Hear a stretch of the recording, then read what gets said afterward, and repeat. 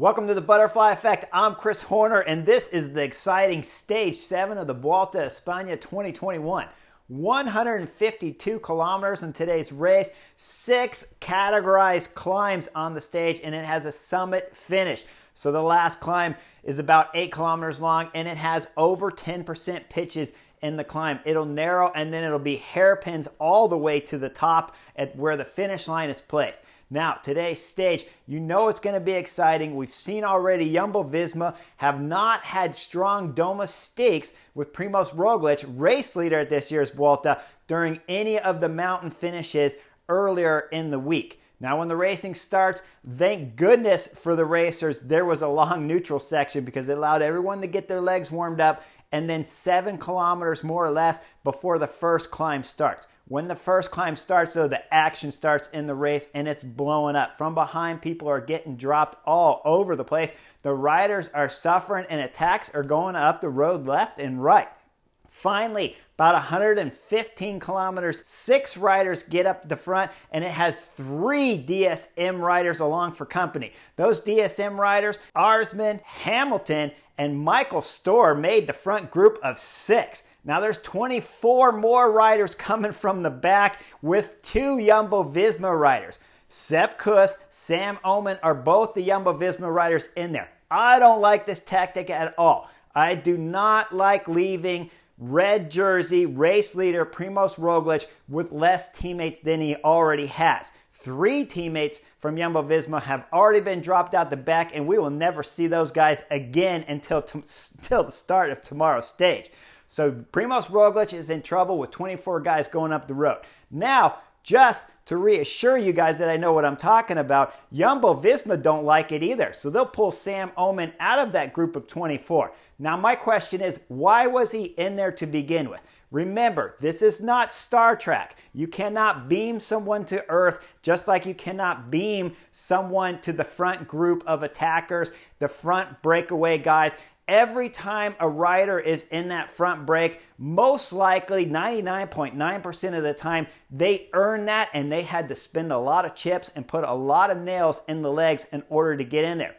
So when you're watching Sam Oomen and Sepp Kuss in a group of 24, I don't agree with it. Jumbo-Visma halfway agree with me, and they pull Sam Oomen back, and he goes back to help Robert Gesink, who is on the front pulling what's left of about a 60-rider group with Primož Roglič, red race leader jersey back there.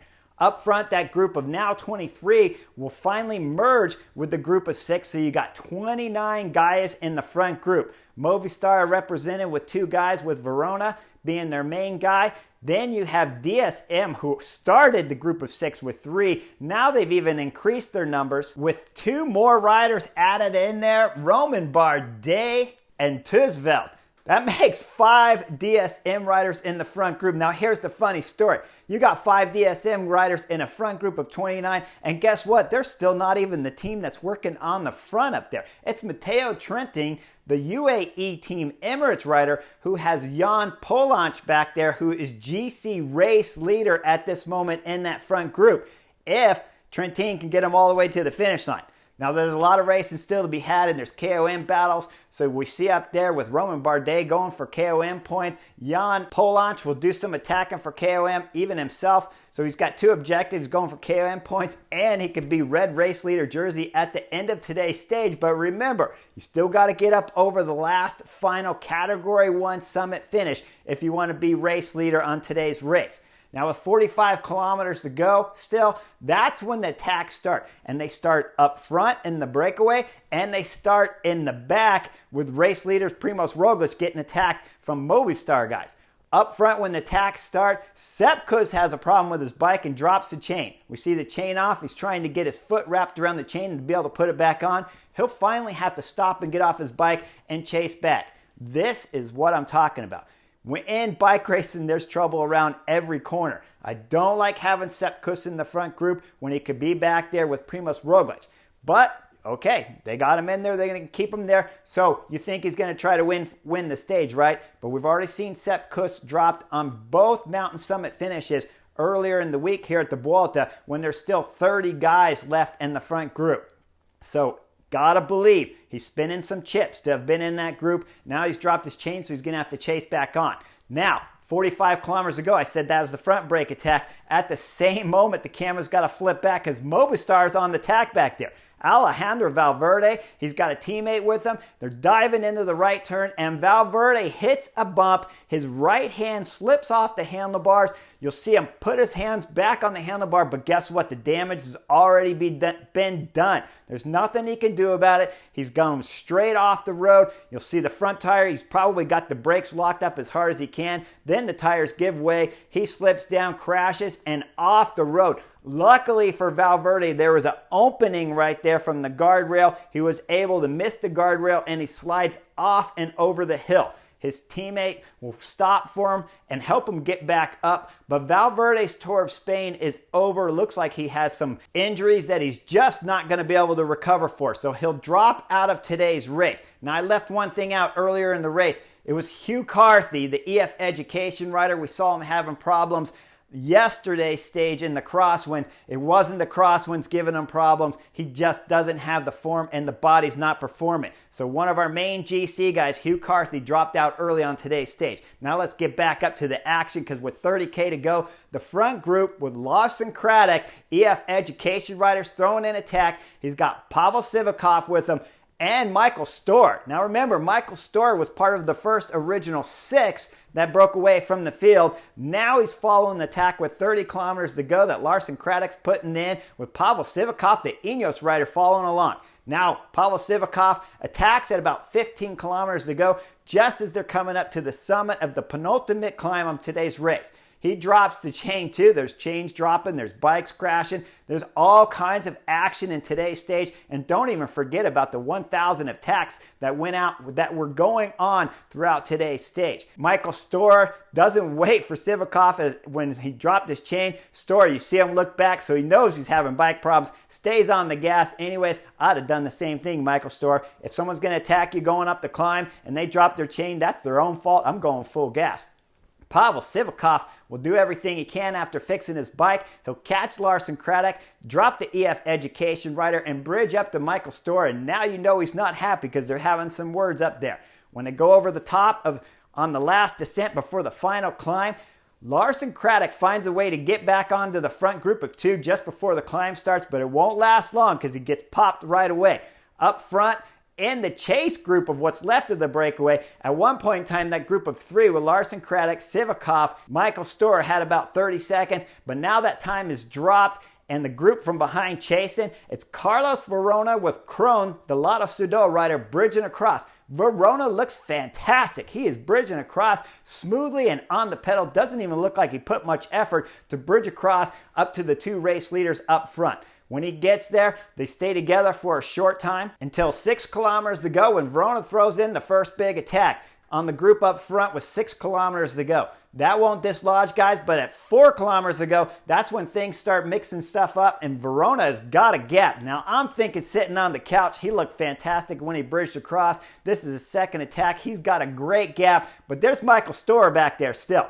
Krohn got dropped and Storer is with Sivakov. Now remember, Ineos rider Sivakov, this is a class rider. He has won good races throughout his career at the European peloton. Michael Storer, a little more newer to the scene over in Europe. He looks over to the left there. Just check out how Sivakov's doing and then bridges across to Verona. It is a fantastic bridge, Michael Storer. Now remember, Michael Storer started all this action with that first original group of 6. He followed Lawson Craddock. Now he's followed Verona. And now shortly after, Michael Storer puts in his own attack just before the hairpin turns start at the top of the climb. He'll start digging away with about 3.5 kilometers to go. And back there, it's Verona and Sivakov trying to bring him back.